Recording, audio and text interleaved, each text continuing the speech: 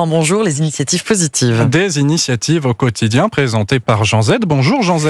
Bonjour Victor, bonjour André. Bonjour. Et ce matin, on redonne vie aux bonnes vieilles baskets. Vous avez regardé les miennes, je le sens. Ah bon, c'est l'objectif affiché.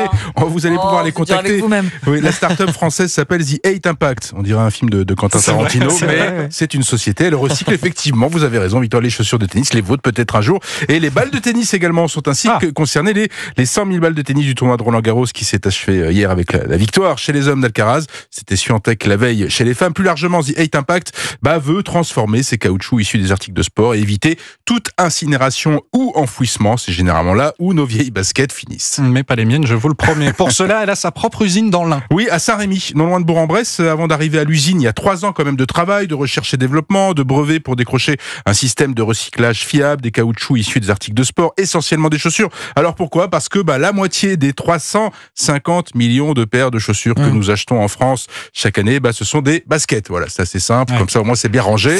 Les processus commencent par le broyage, la séparation des différents caoutchoucs, un processus adapté finalement aux baskets, aux balles de tennis et également aux chutes de production d'articles de sport. Au bout de la chaîne, on a ce qu'on appelle du granulat d'EVA. EVA pour éthylène acétate de vinyle, un matériau idéal pour diverses applications dans tous les secteurs. On peut en faire quoi de ces EVA ? Alors déjà, c'est substituable à des matières neuves. C'est-à-dire que vous et moi, on ne voit pas la différence finalement entre EVA et du neuf.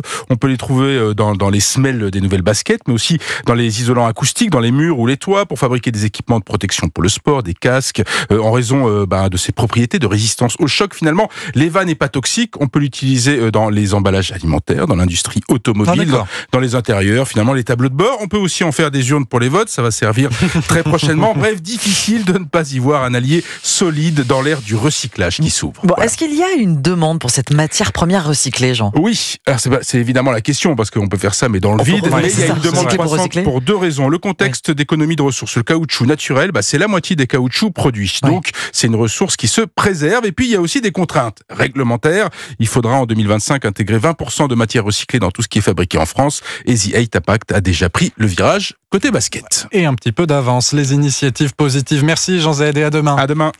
6h05.